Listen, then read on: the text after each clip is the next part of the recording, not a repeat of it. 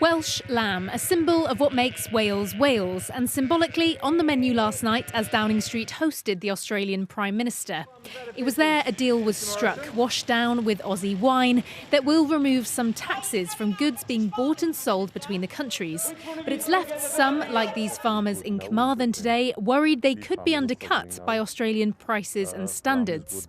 Lamb has been up for a while now, but what's going to happen now, I don't know. So you're worried that people will buy any meat as long as it's cheap and they won't If it's cheap, people will buy it, yeah.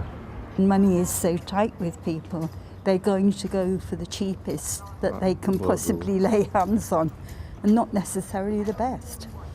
Yeah. You know, I'm sorry, I think ours are the best.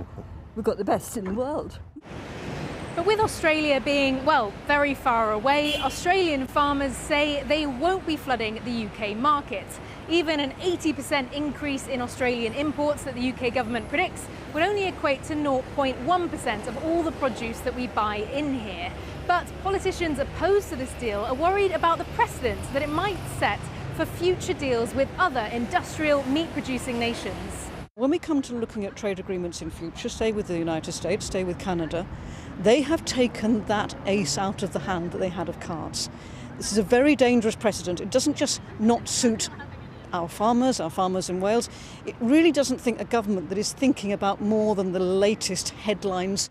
UK ministers have promised there will be protections in place for farmers, like a cap for 10 years on how many tax-free imports can come from Australia, followed by 5 years of potential safeguarding measures to prevent a glut of cheap imports. But what support will there be for farmers worried about losing business?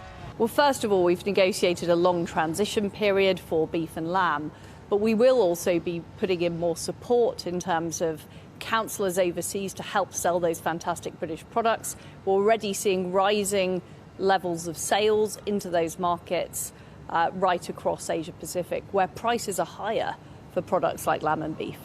So UK ministers claim farmers and businesses should embrace the chance to export overseas. One that knows all about selling goods down under is Networld Sports in Wrexham, which the Prime Minister visited on the recent election campaign trail. Lack of tariffs is always going to be a good thing. It all means goods get cleared through customs quicker. It makes it easier, simpler and quicker. And that's what everything in business is all about, speed and ease. A deal then that may be welcomed by some businesses but leave others feeling they've been sacrificed. It'll be a while still before we can scrutinise the detail of this deal, but the worry is that agriculture could be a bargaining chip for any compromise or bigger trade deals in future.